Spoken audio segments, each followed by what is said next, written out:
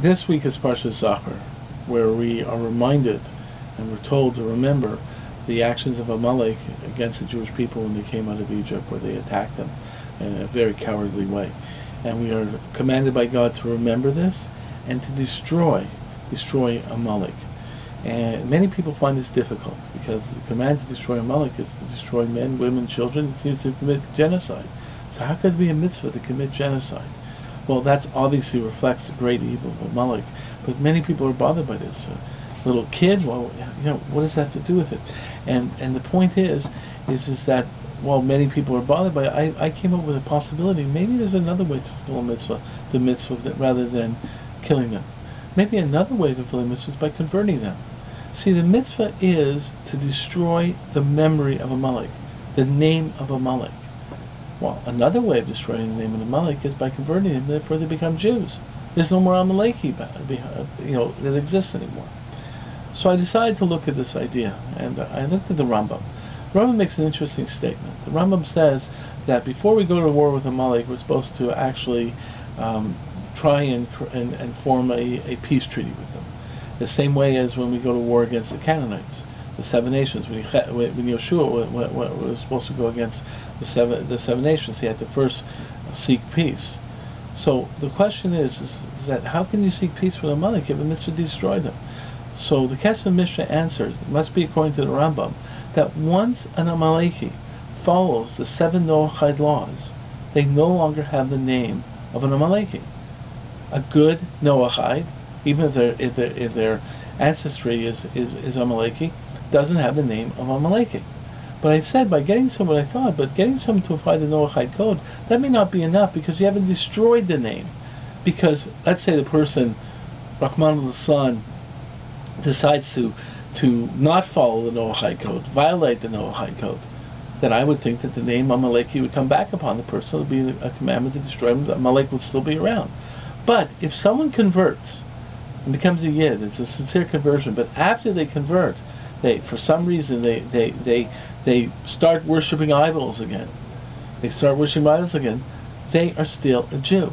So maybe if you convert to Amaleki, then there's no more Amaleki anymore. They become a Jew. We've destroyed Amalek. So I thought about this. I said that's an interesting possibility.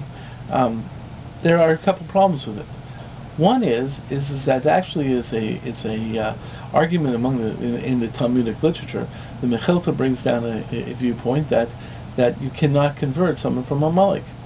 Amaleki cannot convert, so that would destroy the whole theory. But basically we paskin that you can convert Amaleki, so the option's still before us. And then I saw something very interesting. Where did Amalek come from? Amalek was the son of Timnah. Timnah was the concubine of Eliphaz, the son of Asaph.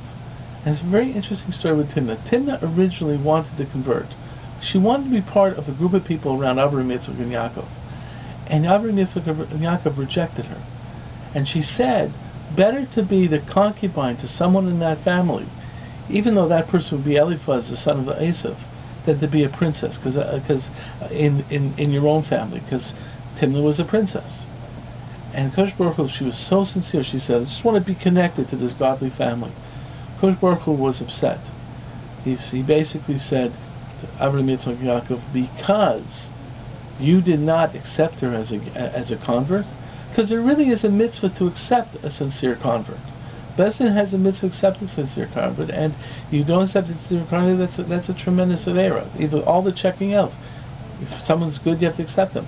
So Kosh Baruch Hu said, because you didn't accept this woman, you're going to be punished because her son would be Amalek. So if we fulfill the mitzvah of destroying Amalek by converting them, that to me would seem to be a real tikkun for what happened with Timnah.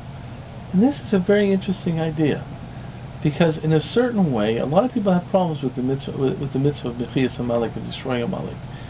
But in a certain way, if you think about this idea of conversion, it really is substantiated by the concept of Bruria in the Gemara and Brachas, where Bruria, the famous wife of Rabbi Meir, says the idea is not to hate the sinner, but to hate the sin. That may even apply to Amalek. We want to hate what they do, but don't hate the person. the person we can rectify by bringing under the company of Shekhinah, making them a Jew. And therefore we also destroy the evil, the shame of evil, the name of evil of Amalek.